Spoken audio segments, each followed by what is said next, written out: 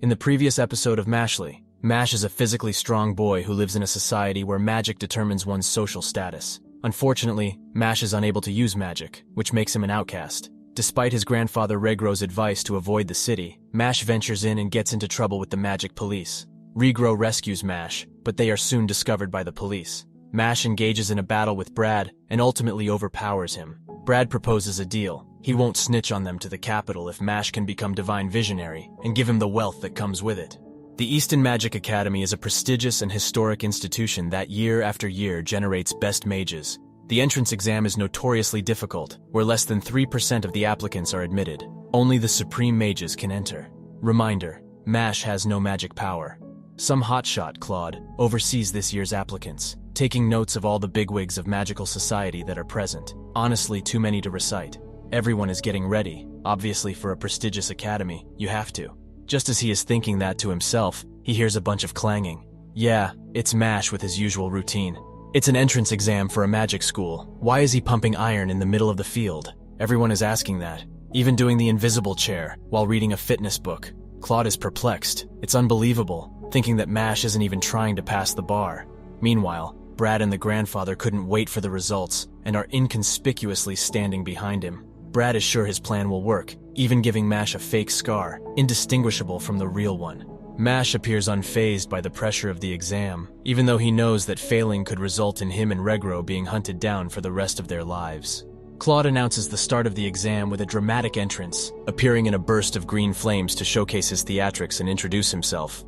Despite his youthful appearance, he has already mastered countless advanced spells, earning him a reputation as a true hotshot. Claude basks in the praise, but his moment is short-lived when Mash notes how hot it must have been to emerge from the flames, and Claude promptly places him on his first-to-fluke list. Claude tells them to take their seats, but there are no seats. He just wanted to show off more and create them with his earth magic. He's prepared for everything. Again, everyone wows at this, but realistically he could have taken them to a classroom from the beginning. Claude doesn't let Mash's words bother him much, believing that there is no way a slacker like him will pass. They finally begin the test, and upon checking the paper, see that the questions are squirming around. Claude has enchanted the paper, making it necessary to dispel the magic to line up the questions in order to pass the written exam. Brad isn't sure why he thought this would work. Mash kindly asks for the symbols to stop moving, but to no avail. Frustrated, he breaks the feather pen. He asks again, which proves successful. Surprisingly, Mash is first to finish. Lifting boulders with magic? A fingernail will do. Walking on water? A breeze. One after another, Mash somehow found ways to pass the tests. Claude, on the other hand, becomes increasingly irritated by Mash's apparent lack of effort. In an attempt to challenge him, Claude devises a complicated maze with multiple traps as the next test. The students are given 30 minutes to solve it and reach the end to pass the test. Mash feels like this will be another easy task. A girl named Lemon approaches him and uses her usual I am weak charm, and also something about efficiency to tag along with him. Mash maintains his stoic attitude towards her all the way. Through the imps, stoic, hand-like somethings, stoic, tripping on a rock, stoic, falling in a hole, stoic. He isn't sure that this is efficient to be paired with her. Suddenly they hear screams and Mash wants to investigate. Lemon uses Levius cuffs and obviously cuffs Mash. She was deceiving him from the very start. What a surprise. She needs to keep him away from the goal. Human strength can't break, and he's already free, shocking her a little as he dashes away. She wants to stop him, but is approached by some Egyptian deity that has a riddle for her. 4 legs in the morning, 2 legs in the afternoon, and 3 legs at night. What is that creature? He disarms Lemon immediately, so she can't use magic, demanding an answer to his riddle. But she is panicking so much she can't think straight. The deity is about to strike her down and she contemplates screaming for help, but remembers her deceiving the mushroom head. It must be her punishment. Right before he strikes her, Mash smashes him down. Mash returns to save her, driven by his desire to prevent her from experiencing the same fate as him. His selfless act earns him charm points. Despite Claude's efforts to sabotage Mash, he is surprised when they make it to the end of the maze just in time, breaking multiple 1-meter-thick walls. Even the headmaster takes note of Mash's abilities. As the accusations of cheating grow louder, the crowd demands that Mash leave. He's ready to give up, as everyone sees no point in completing a maze if you don't get lost. However, Lemon comes to his defense. Despite Claude's threats, she confesses that she intentionally impeded Mash's progress, and that Claude had promised to pass her if she succeeded. Also something about Mash proposing to her, but it's all a misconception on her part. He just offered her a piggyback ride.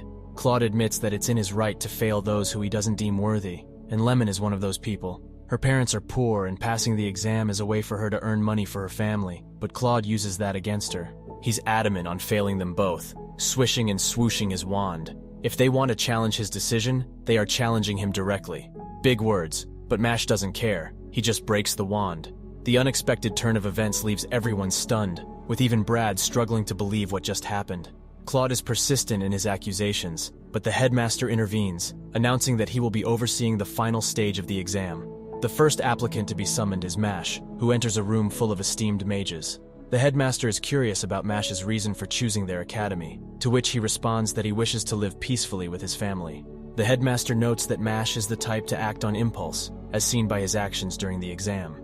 However, the headmaster questions whether Mash has considered that there may be opponents stronger than him, or situations where his actions may not be effective. To illustrate his point, the headmaster asks what Mash would do if he were to face an overwhelmingly powerful opponent, such as the headmaster himself. The atmosphere in the room is tense as the ancient spell is cast, overwhelming even the other mages present. It's a powerful incantation that transfers the soul of the target's most beloved person into a fragile-looking doll. Mash tries to smash the knife, but begins to bleed. The headmaster's strength is far superior to his own. Mash realizes that he needs to change his approach, and makes it an endurance contest, hoping to outlast the headmaster since the spell must also be draining him.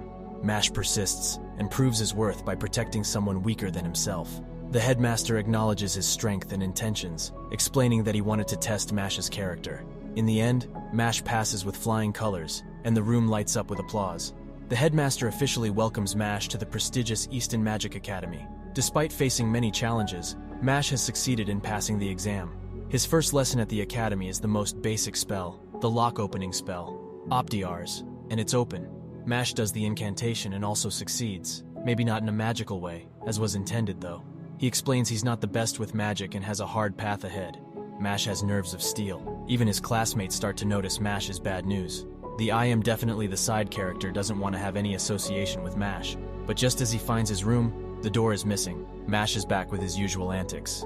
His name is Finn, his new roommate. Mash also introduces himself, sounding normal, until he starts to introduce his muscles. Finn is a continuing student, and the academy pairs new students with one to help out. Mash wonders how to become a divine visionary. You have to collect gold coins, tests, coursework, extracurriculars, school life. They are evaluated on everything, like in Classroom of the Elite. Based on that, you're given a coin of gold, silver, or bronze. This is brutal. As a thanks for the info, Mash offers him some cream puffs. Classic Mash. Thanks for watching. Subscribe for more videos like this.